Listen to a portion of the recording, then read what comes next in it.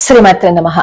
September 7వ తారీఖున గ్రహణం ఉంది కదా, ఎవరు ఏ నియమాలు పాటించాలి, ఏ రాశుల వారికి బాగుంది, ఏ రాశుల వాళ్ళకి బాగుండలేదు, ఎవరు ఏ దానం ఇవ్వాలి, ఏ మంత్రాన్ని జపించాలి, అవన్నీ మనం ఈ వీడియోలో తెలుసుకుందాం. సెప్టెంబర్ 7వ తారీఖున రాత్రి 9:58 గ్రహణం పడుతోంది. 8వ తారీఖు తెల్లవారుజామున అనమాట, అంటే తెల్లవారితే 8, రాత్రి 1:28 వరకు గ్రహణం ఉంది. అంటే 3 గంటల చిల్లర సేపు గ్రహణం ఉంది. అయితే సూతక కాలమేమో సెప్టెంబర్ 7వ తారీఖు మధ్యాహ్నం 12:57 నుంచి మొదలవుతుంది. ఆరోగ్యం బాగున్న వాళ్ళు ఆ తర్వాత నుంచి ఆహారం తీసుకోవద్దు అని చెప్తారు. ఎందుకు ఆహారాన్ని తీసుకోవద్దు అని చెప్తారంటే, ఈ గ్రహణ సమయంలో మన జీర్ణక్రియ మందగిస్తుంది. అప్పుడు గనక ఆహారం తీసుకుంటే సరిగ్గా అరగని ఆహారం వల్ల అనేక జబ్బులు వస్తాయి. కాబట్టి ఆరోగ్యాన్ని కాపాడుకోవటం కోసం మాత్రమే ఈ నియమాన్ని పెట్టారు. ఇదేదో మూర్ఖత్వమో మూఢత్వమో కాదు. ఇంకా ఆరోగ్యం బాగుండలేని వాళ్ళు, చిన్న పిల్లలు, వృద్ధులు, గర్భిణీ స్త్రీలు, వీళ్ళు సాయంత్రం 7 గంటల లోపు ఆహారాన్ని తీసేసుకోండి. ఎందుకంటే 9:56 కదా గ్రహణం. మనం ఎలాగో గంట అటు ఇటులో ప్రతిరోజు భోజనం చేస్తాం కాబట్టి ఈ ఆరోగ్యం బాగుండలేని వాళ్ళు 7 గంటల లోపు వరకు వాళ్ళకి ఎగ్జంప్షన్ ఉంది, వాళ్ళు తీసుకోవచ్చు. మరి అప్పుడు మీరు అడగచ్చు, వాళ్ళకి మాకు తేడా ఏంటండి అని. ఆరోగ్యం బాగుండలేని వాళ్ళకి అసలే వాళ్ళకి కొన్ని ఇబ్బందులు ఉంటాయి. ఈ ఆహారాన్ని కూడా తీసుకోవడం మానేశారనుకోండి, ఈ షుగరు, బీపీ ఉన్న వాళ్ళకి అవన్నీ డౌన్ అయిపోతాయి. అప్పటి నుంచి లేనిపోని ఇబ్బందులు వస్తాయి. కాబట్టి వాళ్ళకి పర్వాలేదు, 7 వరకు తీసుకోవచ్చు. కానీ ఆరోగ్యం బాగున్న వాళ్ళు, శుభ్రంగా ఉన్నవాళ్ళు 1 గంట తర్వాత ఆహారాన్ని తీసుకోవద్దు. ఒకవేళ తీసుకోవాల్సి వచ్చింది అని అనుకోండి, సాత్విక ఆహారాన్ని తీసుకోండి. బాగా మసాలాలు వేసినవి, ఇలాగే నాన్ వెజ్లు ఇలాంటివి తీసుకోకండి. ఆకలికి ఉండలేని వాళ్ళు, ఆరోగ్యం బాగుండలేని వాళ్ళు, మేము ఆహారం తీసుకోకుండా ఉండలేము అని అనుకున్న వాళ్ళు 7 గంటల లోపు వరకు మీరు తీసుకోవచ్చు ఆహారాన్ని. అయితే మరి ఈ గ్రహణ సమయంలో పాటించే నియమాలు ఏంటి? పట్టు స్నానము చేస్తారు, విడుపు స్నానము చేస్తారు. అంటే 9:57 కదా గ్రహణం పట్టింది. గ్రహణం పట్టాక స్నానం చేస్తారు, గ్రహణం వదిలేసిన తర్వాత కూడా స్నానం చేస్తారనమాట. ఒకవేళ మీరు పట్టు స్నానం చేయలేకపోతే విడుపు స్నానం మాత్రం ఖచ్చితంగా చేసే తీరాలి. చేయకుండా ఇంట్లో దేవతారాధన చేయకూడదు. పొద్దున్నే లేచిన తర్వాత గదులన్నీ శుభ్రం చేసేసుకోవాలి. అలాగే స్నానం చేసిన తర్వాత దేవతార్చనను కూడా శుభ్రంగా చేసేసుకోవాలన్నమాట. అంతా శుభ్రపరచుకోవాలి. శుభ్రం చేసుకోకుండా అదే పూజా మందిరంలో పూజ చేయకూడదు. పూజ చేసేసిన తర్వాత ఈ వంట కార్యక్రమాలు అవి చేసేసుకోండి. అలాగే మరి సెప్టెంబర్ 7వ తారీఖున గ్రహణం ఉంది కాబట్టి ఆ రోజే మీరు ప్రతి దాంట్లోనూ దర్భగడ్డి వెయ్యండి. ఒకవేళ మీకు దర్భ దొరకలేదు అని అనుకుంటే తులసి దళాలు కూడా వెయ్యొచ్చు. కానీ మీరు ఈ వేసిన దర్భగడ్డి గాని, తులసి దళాలు గాని గ్రహణం అయిపోయిన తర్వాత మొత్తం అన్నింటిలోనూ తీసేయాలి. అవి అలా ఉంచకూడదు, దోషం అన్నమాట. కాబట్టి ఈ వేసిన దర్భగడ్డి కుదరకపోతే ఈ తులసి దళాలు మీరు ఏవైతే వేస్తారో అవి మాత్రం ఖచ్చితంగా తీసేయాలి.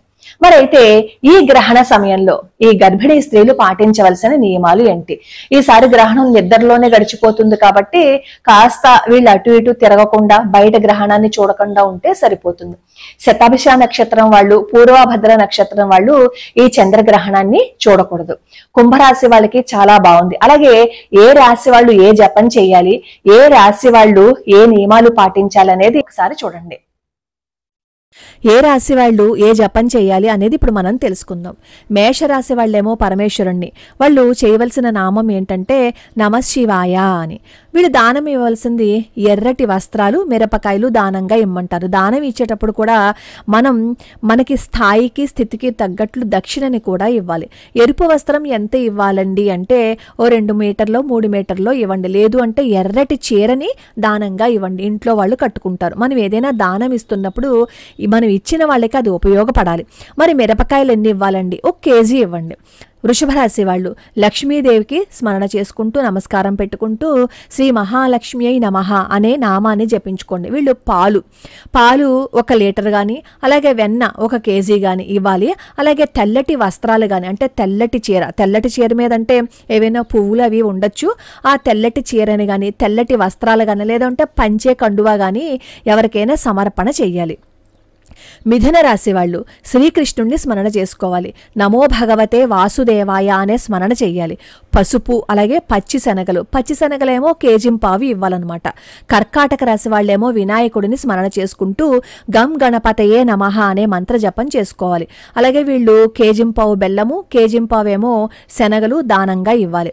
సింహరాశి వాళ్ళు మహావిష్ణువుని స్మరణ చేసుకోవాలి. నమో నారాయణాయ అనే మంత్ర జపం చేసుకుంటూ వీళ్ళు గోధుమలు దానంగా ఇవ్వాలి. అలాగే కన్యా రాశి వాళ్ళు హనుమంతుడు జపం చేసుకోవాలి. శ్రీ హనుమతే నమః అనే స్మరణ చెయ్యండి. వీళ్ళు బెల్లము, వడలు, నువ్వులు అవి ఇవ్వాలి. వడలంటే కొంతమంది తీసుకోరు కాబట్టి నువ్వులు ఇవ్వండి. నువ్వులు కూడా ఎక్కువ కాదు, కాస్త ఒక 5 రూపాయలవో 10 రూపాయలవో నువ్వులు దానంగా ఇస్తూ దక్షిణను మాత్రం సమర్పణ చేయాలి. ఎప్పుడైనా సరే నువ్వులు మనం దానం ఇస్తున్నాము అంటే మీ స్థితికి తగ్గట్టుగా దక్షిణను మాత్రం సమర్పణ చేసే తీరాలి. తులారాశి వాళ్ళు కృష్ణ పరమాత్మని స్మరణ చేసుకుంటూ శ్రీ కృష్ణాయ నమః అనే జపం చేసుకుంటూ పొద్దున లేచిన తర్వాత వాళ్ళు ఏం చేయాలంటే మంగళ ద్రవ్యాలు దానంగా ఇవ్వాలి.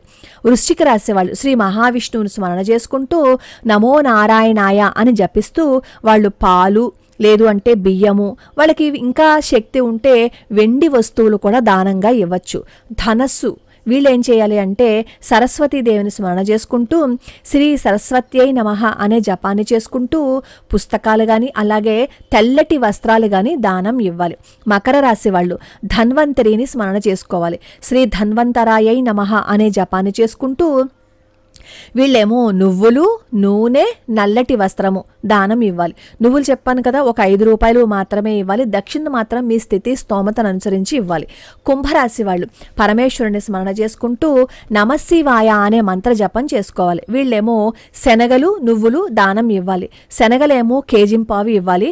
నువ్వులేమో చెప్పాను కదా, ఒక 5 రూపాయలు కట్టించుకుని దక్షిణను మాత్రం మీ స్థితి స్తోమతను అనుసరించి ఇవ్వాలి. మీనరాశి వాళ్ళు పరమేశ్వరుణ్ణి అలాగే దత్తాత్రేయ స్వామి వారిని స్మరణ చేసుకోవాలి. శ్రీ గురుదేవ దత్త అని జపం చేసుకోవాలి. వీళ్ళు ఏం చేయాలంటే మధుర పదార్థాలు బెల్లం కానీ పంచదార కానీ కేజింపావు దానంగా ఇవ్వాలి. అలాగే పాలు కానీ పసుపు కానీ అది మీ ఇష్టం, మీ అనుకూలతను బట్టి మీరు సమర్పణ చేసుకోవాలి. ఇలా ప్రతి రాశి వాళ్ళు వాళ్ళ దేవతని మంత్రాన్ని మనం స్మరణ చేసుకుంటూ దానం ద్వారా గ్రహణ ఫలితాలని శాంతింప చేసుకోవచ్చు అనమాట. మామూలుగా అయితే ఈ గ్రహణ సమయంలో మంత్రోచ్చారణ చేస్తారు. అంటే మీకు ఎవరైనా గురువు మంత్రాన్ని ఉపదేశించారు అని అనుకోండి, ఆ మంత్ర జపం చేస్తారు. ఒకవేళ మీకు మంత్ర జపాన్ని ఎవరు ఉపదేశం చేయలేదు అని అనుకోండి, నామ జపం చేసుకోండి. నామానికి ఎవరు ఏమీ చెప్పక్కర్లేదు కదా, అలా నామస్మరణ చేసుకోండి. ఎందుకంటే రాత్రి 10 గంటలకి మనకి గ్రహణం వస్తుంది. అలా నిద్రపోతున్నప్పుడే శ్రీరామ శ్రీరామానో వాసుదేవానో నారాయణానో ఏదో ఒక మంత్రాన్ని మీరు జపించండి. ఈ గ్రహణం రోజున, ఈ గ్రహణం పట్టిన సమయంలో దాన ధర్మాలు చేస్తారు. గ్రహణ సమయంలో మీరు ఏం చేసినా 1కి 100 రెట్లు ఫలితం ఉంటుందన్నమాట. కానీ రాత్రి వచ్చింది కదా గ్రహణం, అందుకే పొద్దున్నే ఏం చేస్తారు అంటే అందరూ కామన్ గా ఇచ్చేది ఏంటంటే మినువులు బియ్యము ఇస్తారనమాట. కేజింపావు మినువులు, కేజింపావు బియ్యము ఇస్తారనమాట. ఏదైనా సరే మనం దానంగా ఇచ్చేటప్పుడు, ఏదైనా సమర్పణ చేసేటప్పుడు దాంతో దక్షిణని కూడా ఇవ్వాలి. దక్షిణ ఇవ్వకుండా ఉత్తి దానం ఇస్తే అది కరెక్ట్ కాదు. ఇవన్నీ మూఢ నమ్మకాలుగా కొట్టి పడేయకండి. వీలున్నవాళ్ళు, ఇవ్వగలిగిన వాళ్ళు దానం ఇస్తే మంచిది. ఒకవేళ మాకు ఆ కేజింపావు కూడా మేము ఇవ్వలేకపోయాము, మా వల్ల కాదు అని అనుకున్నవాడు ఒక నమస్కారం చేసుకోండి. ఇంకా అంతకు మించి మనం ఏం చేయలేం కదా. ఒకటి మాత్రం గుర్తుపెట్టుకోండి, సామాజిక మాధ్యమంలో ఈ భయపెట్టే ఈ వీడియోస్ అవి చూసి మీరు భయపడిపోవాల్సిన అవసరం లేదు. చూసిన ప్రతిదాన్ని మనసులో పెట్టుకోకండి. ఆ మనస్తత్వాన్ని అలవాటు చేసుకుంటే ఎప్పటికైనా మీకు మంచి జరుగుతుంది. చాలా మంది నన్ను అడుగుతున్నారు, వృశ్చిక రాశి వాళ్ళకి బాగుండదట కదా, వృశ్చిక రాశి వాళ్ళకి సంబంధించి చాలా ఇబ్బందులు ఉంటాయట కదా అని చెప్పి అడుగుతున్నారు. అసలు ఈ గ్రహణాలను బట్టి, సూర్యగ్రహణాలను బట్టి ఓవరాల్ జాతకం మనం అసలు చెప్పలేం.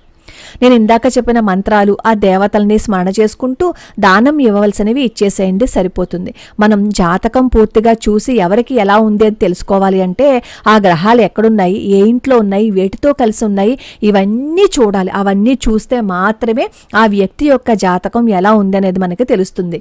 ఒక రాశిని బట్టి ఈ రాశి వాళ్ళందరికీ ఇలాగే ఉంటుంది అని మనం ఎప్పుడూ చెప్పలేము, చెప్పరు కూడా. ఎందుకంటే ఒకే రాశిలో ఎన్నో వందల మంది పుడతారు, ఎన్నో వేల మంది పుడతారు. అందరి జాతకము ఒకేలా ఉండదు. ఈ ఒక్క లాజిక్ అర్థం చేసుకోండి. కాబట్టి భయపడకుండా భగవన్ నామస్మరణ చేసుకోండి. లోకా సమస్తా సుఖినో భవంతు, సర్వే జనా సుఖినో భవంతు.